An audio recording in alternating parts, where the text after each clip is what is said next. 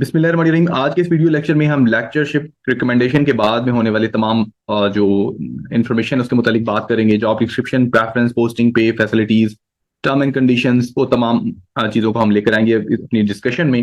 सबसे पहले तो ये मैं बता दूं कि जैसे ही रिकमेंडेशन होती है तो आपका एड्रेस और आपके नाम की फहरिस्त जो है वो Punjab public service commission higher education department को डिस्पैच कर देता है।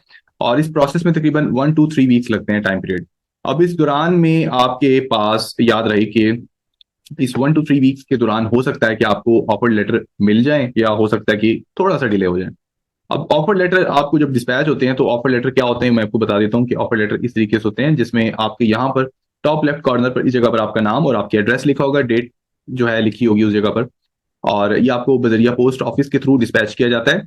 बाद अगर पोस्ट ऑफिस के थ्रू आपको ये ना मिले तो परेशानी की कोई बात नहीं है, आप इसको हायर एजुकेशन डिपार्टमेंट से भी ले सकते हैं। दूसरा ये कि आपको व्हाट्सएप के जरिए आपको ये पर्सनल मैसेज भी कर दिया जाता है। और इस ऑफर लेटर में तमाम टर्म्स एंड कंडीशन लिखी होती हैं कि आपको ऑफर दी जा रही है हायर एजुकेशन डिपार्टमेंट में ज्वाइन करने के लिए बीपीएस 17 में ऑन रेगुलर बेसिस। यहाँ पर ये रेगुलर बेस लिखा हुआ है, इसका मतलब यह है कि आपकी जॉब कॉन्ट्रैक्ट नहीं है बल्कि परमानेंट है। परमानेंट परमानेंट से मुराद ये है कि आप रेगुलर एम्प्लॉय हैं और आप फर्स्ट डे से परमानेंट एम्प्लॉय होंगे। यहाँ पर मजीद डिटेल में लिखा होगा कि पंजाब पब्लिक सर्विस कमीशन की रिकमेंडेशन के बाद आपको ऑफर लेटर दिया जा रहा है और आपकी जो टर्म्स एंड कंडीशन है पंजाब सिविल सर्वेंट एक्ट 1974 के थ्रू जो है वो गवर्न की जा रही है। अब 1974 एक्ट एक रूल्स का एक मजमूआ है जिसमें आपके टर्म्स, आपकी आपकी तमाम रूल्स रेगुलेशन, वो तमाम चीजें जो गवर्नमेंट ने तय की हैं और इसमें इसको अमेंडमेंट भी किए, वो तमाम चीजें तय हैं। कि इसमें ये भी फर्ज करें मेंशन है कि अगर कोई शख्स ज्वाइनिंग के बाद एक्सटेंशन लेना चाहता है 3 माह 4 माह, तो वो भी इस एक्ट के थ्रू मेंशन है। वो भी सारी चीजें इसमें साथ साथ आपको यहाँ पे बताया जाएगा कि आपकी बेसिक सर्विस, बेसिक जो स्केल है वो 17 है। आप यहाँ पर थर्ड ऑप्शन में लिखा है you will remain on probation period as prescribed under section 5 of the Punjab civil service act for the period of 2 years, ये लिखा होता है। तो ये इसको आप इग्नोर कर दें क्योंकि आप फर्स्ट डे रेगुलर सर्विस पे हैं। प्रोबेशन पीरियड के टर्म्स एंड कंडीशन अमूमन कॉन्ट्रैक्ट एम्प्लॉइज पे जो है वो लागू होती है। नंबर डी में लिखा होगा your services will liable be terminated at any time without assigning any specific reason during the probation period. इसको भी आप इग्नोर कर दें, ये भी इंपॉर्टेंट कॉलम नहीं है। कहते हैं कि आप मेडिकल बोर्ड में अपेयर होंगे और उसके बाद आपने मेडिकल एग्जामिनेशन करवाना है, ये इसके बारे में हम बाद में बात करेंगे। ये आप यहाँ पर आपको एक मखसूस जगह पर डेट भी बताई जाएगी, आपने फला टाइम लाहौर आना है और अपनी विलिंगनेस आपने जमा करवानी है। अगर आप किसी वजह से खुद नहीं जा सकते, डिसेबिलिटी है, प्रॉब्लम है, तो अपने रिलेटिव को, ब्लड रिलेटिव को आप अपने आईडी के साथ भेज सकते हैं। You are required to give an affidavit और to the fact that you will not marry a foreign national. इसके बारे में हम बात करेंगे। एफिडेविट 100 रुपीज का, 50 का मिल नहीं रहा, 100 का मिल रहा है, तो उस पर आप एक आपको परफॉर्मा भी दिखाऊंगा कि उसको आपने प्रिंट करवा के आपने कैसे लेके जाना है। अपनी डिग्रीज वेरिफिकेशन तमाम चीजें आप बाद में करेंगे जब आपकी ज्वाइनिंग हो जाएगी, आप ज्वाइनिंग कर चुके होंगे। इसके अलावा आप पुलिस के स्पेशल ब्रांच से अपने करैक्टर सर्टिफिकेट भी बनवा सकते हैं खिदमत सेंटर से, वो भी आपको बनवाना है, बनवाना चाहिए भी।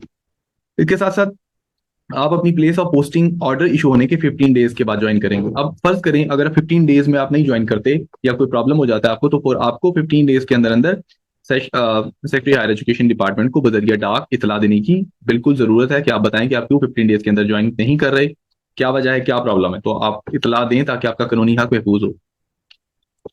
आपको पोस्ट इंडक्शन पीरियड यानी आपको ट्रेनिंग करना जरूरी है हायर एजुकेशन डिपार्टमेंट में ज्वाइन करने के बाद। एक ट्रेनिंग मैंडेटरी होती है बीपीएस 17 में, वो 2 वीक्स वो करना जरूरी होती है। अब ये इस डेट को भूल जाएं, ये पुरानी डेट है, आपको नई डेट के मुताबिक या किसी भी टाइम जो है वो बुलाया जा सकता है। तो ये आपका, ये इसको कहते हैं ऑफर लेटर। के साथ साथ आपको एक प्रोफार्मा दिया जाएगा, ये प्रोफार्मे को फिल कर आपने जमा करवाना होता है जिसमें अपना ज्वाइनिंग कैडर, डेट वगैरह, ताकि कंप्यूटर इंफॉर्मेशन रिकॉर्ड में ये तमाम चीजें जो है वो महफूज कर ली जाए।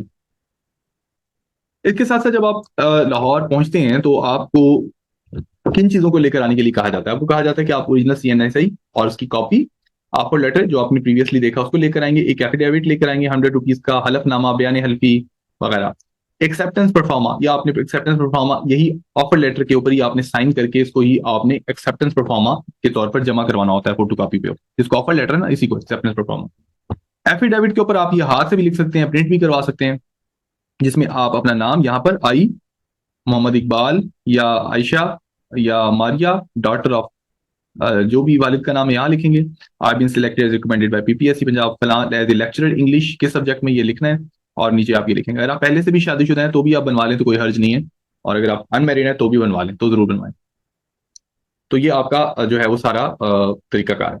अब इसमें मैं यहाँ पर ब्रेक लगा के ये बताना चाहूंगा कि अगर आप फर्ज करें ऑलरेडी गवर्नमेंट सर्वेंट है, तो यहाँ पर आप अपने इदारे से अपनी एनओसी प्लस एक रिटन एप्लीकेशन प्लस पीपीएससी की जो रिकमेंडेशन है वो साथ अटैच करके एप्लीकेशन लिखेंगे अपने इदारे को, मुजाज अफसर को, और वहां पर आप रिलीविंग की दरखास्त करेंगे कि आप पंजाब पब्लिक सर्विस कमीशन से रिकमेंड हो गए हैं। साथ में आप पीपीएससी की रिकमेंडेशन, साथ में आप अपना एनओसी, साथ में आप अपना पोस्टिंग ऑर्डर और आप अपनी हैंड रिटन एप्लीकेशन जमा करवाएंगे। उसमें आप कहेंगे कि आप रिकमेंड हो चुके हैं, आपको न्यू असाइनमेंट पे ज्वाइन करना है, तो आपको रिलीव किया जाए। उस रिलीविंग में आपके पास दो ऑप्शन है कि आप मॉर्निंग में भी रिलीव हो सकते हैं, आफ्टरनून में भी रिलीव हो सकते हैं, लेकिन आफ्टरनून के नेक्स्ट डे पर आपने उसको अगले कॉलेज को ज्वाइन करना है।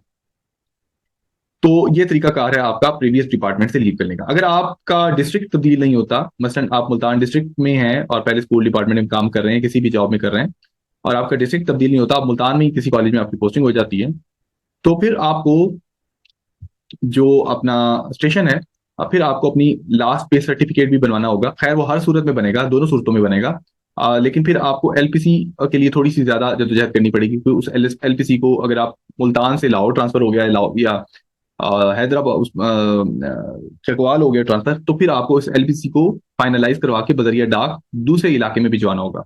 लेकिन अगर आप उसी डिस्ट्रिक्ट में रहते हैं तो फिर एलपीसी के अमेंडमेंट जो है वो अपने तौर पर कर लेते हैं, इसको लास्ट पे सर्टिफिकेट कहते हैं। जिस दिन आप रिलीव हो, आप 15 तारीख को रिलीव होते हैं, तो आपने 16 को हर हालत में ज्वाइन कर लेना है, अगर आप पहले से गवर्नमेंट सर्वेंट हैं। अगर आप गवर्नमेंट सर्वेंट नहीं है तो आप 15 डेज के अंदर कभी भी ज्वाइन कर सकते हैं। अब अगर आप फेडरल गवर्नमेंट सर्वेंट हैं तो आप एक्सटेंशन के लिए भी अप्लाई कर सकते हैं थ्रू प्रॉपर चैनल के लिए, कि अगर आप 15 डेज में ज्वाइन नहीं कर पा रहे हैं, ज्यादा टाइम लग रहा है आपको, तो आप एक्सटेंशन के लिए अप्लाई कर सकते हैं कि मुझे 15 दिन से ज्यादा का इजाफी टाइम दिया जाए, और गवर्नमेंट की प्रॉब्लम्स की वजह से किसी तरह से भी। तो ये तो आपका तरीकाकार हो गया कि इसमें आप जो है ज्वाइनिंग कर लेते हैं किसी तरीके से। अब ज्वाइनिंग में क्या तरीकाकार आपने करना होता है, जब आप पोस्टिंग आपके ऑर्डर आ चुके, तो आप अपने पोस्टिंग ऑर्डर की फोटोकॉपी, अपना आईडी कार्ड, अपनी एक हैंड रिटन एप्लीकेशन लिखेंगे प्रिंसिपल के नाम।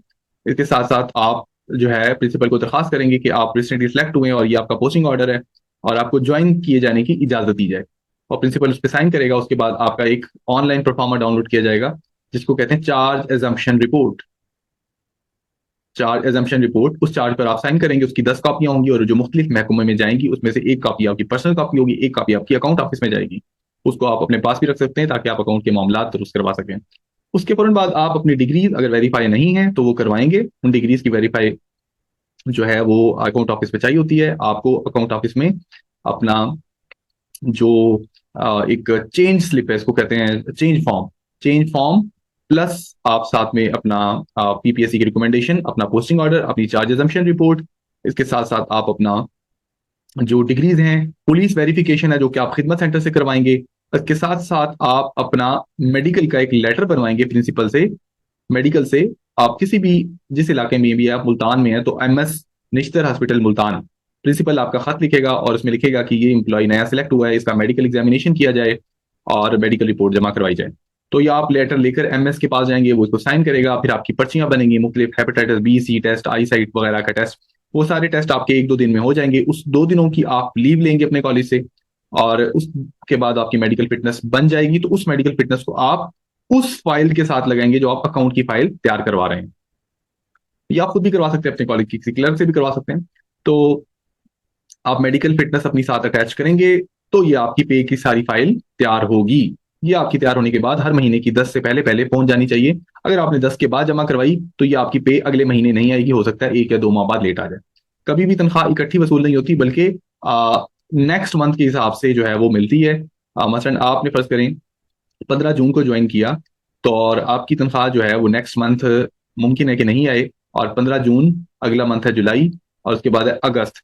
अब अगस्त में जो आपकी तनख्वाह आएगी वो सिर्फ जुलाई की तनख्वाह आएगी। 15 जून से 30 जुलाई 30 जून तक की जो तनख्वाह है 15 दिन की, उसको आप बकाया जात की सूरत में वसूल करेंगे।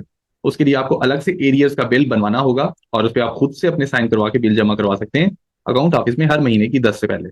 आपको अकाउंट ऑफिस में हो सकता है बार बार चक्कर लगाने की भी जरूरत पड़े, तो शुरू में ये काम जरूरी होते हैं। ऐसे तमाम लोग जो पहले से मुलाजमत नहीं कर रहे, उनको मेडिकल अपना बनवाना ही पड़ेगा। जो पहले से मुलाजमत कर रहे हैं उनको अपना मेडिकल और या पुलिस वेरिफिकेशन की जरूरत नहीं होती। अगर आपको अकाउंट ऑफिस वाले कहें तो आपको करवाने की जरूरत होगी।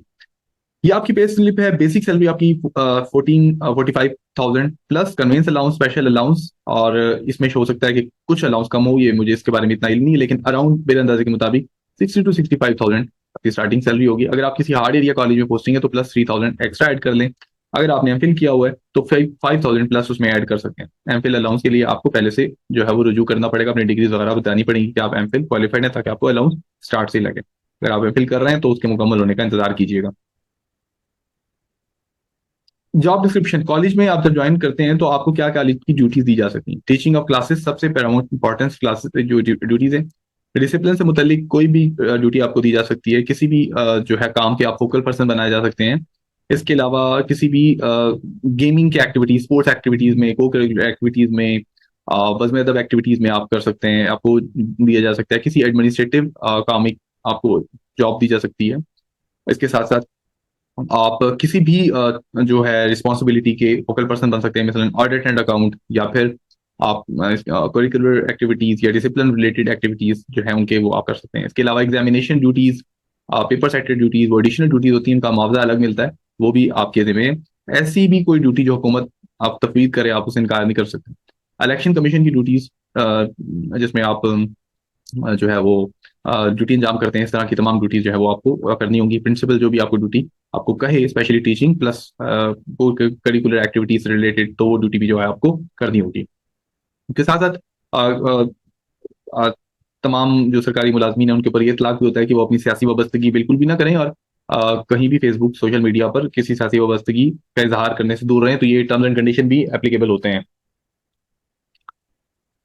रूल्स एंड सर्विस, मैंने आपको बताया कि 1974 एक्ट के तहत जो है वो रूल्स एंड सर्विस गवर्न होते हैं। रेगुलर सर्विस है, आप परमानेंट एम्प्लॉय हैं। लीव रूल्स 1981 के तहत, जिसमें आपको कैजुअल लीव आपकी 25 पर ईयर पैटर्निटी या मेटर्निटी लीव मिल सकती है। इसके अलावा आपको अर्न लीव मिल सकती है। इसके अलावा आपको स्टडी लीव मिल सकती है after completion of 5 years with full पे। इसके अलावा आप एक्स्ट्रा ऑर्डिनरी लीव मिल सकती है। इसके अलावा आपको लीव विदाउट पेमेंट भी, उसका भी ऑप्शन अवेलेबल होता है। किसी भी डिसिप्लिन से मुतल्लिक कार्रवाई के लिए पीडा एक्ट 2006 का इस्तेमाल किया जाता है। गैर हाजिरी, डिसिप्लिन की खिलाफ वर्जी या कोई भी ऐसा काम जो कानून से मुतसादम। ज्वाइनिंग के बाद आपकी ट्रेनिंग भी होती है। मुमकिन तौर पर ट्रेनिंग ऑनलाइन हो सकती है। आप 2020 के बाद से जो ज्वाइन हुए उनकी ट्रेनिंग नहीं हुई, कॉलेज के मुख्तलिफ मामलात होते हैं, वो भी आपने देखने होते हैं। ट्रैवलिंग हो सकता है आपको करनी पड़े 30-35 किलोमीटर, और ट्रैवलिंग पार्ट है लाइफ का। ट्रांसफर जो है वो हर साल गर्मियों की छुट्टी में ओपन होते हैं, उसमें आप ट्रांसफर करवा सकते हैं। इसके साथ साथ ट्रांसफर के लिए अगर आप बहुत ही कोई जरूरी मसला हो तो आप खुद भी हायर एजुकेशन डिपार्टमेंट में विजिट करके अपने ट्रांसफर की एप्लीकेशन दे सकते हैं, मिल सकते हैं। ये तमाम जरूरी बातें मैंने आपके सामने गोशगुजार कर दी हैं कि क्या मामलात होते हैं, किस तरह के परेशानियां जो हैं वो लोगों को मसाइल होता है, और किस तरीके से आपको कुछ परेशानियों का सामना करना आ सकता है। पे के हवाले से कुछ लोगों को परेशानी का सामना करना पड़ता है। कोई परेशानी आपने सर पे नहीं उठानी, ये सारी रूटीन की चीजें होती हैं।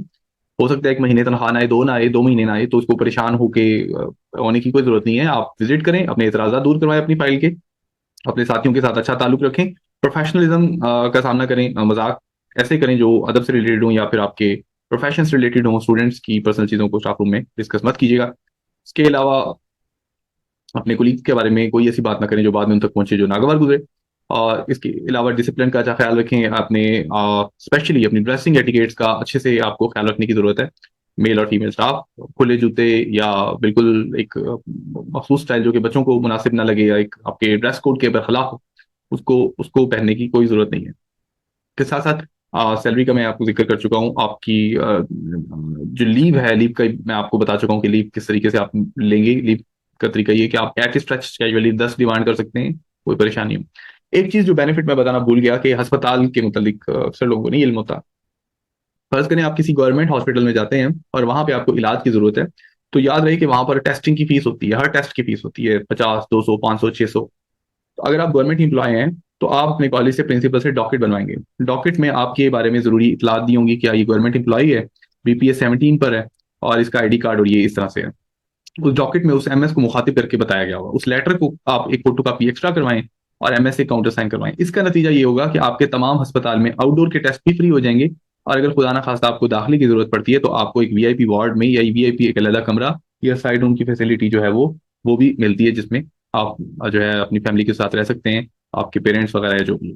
तो ये भी फैसिलिटी इसके साथ साथ जो है वो शामिल है। हार्ड एरिया का जो अलाउंस है वो 3000 मिलता है आपको। के साथ साथ कोई सवाल आपको जो मैं डिस्कस करने से रह गया हूँ तो आप मुझसे कमेंट सेक्शन में पूछ सकते हैं। अपना ख्याल रखें। अल्लाह हाफिज।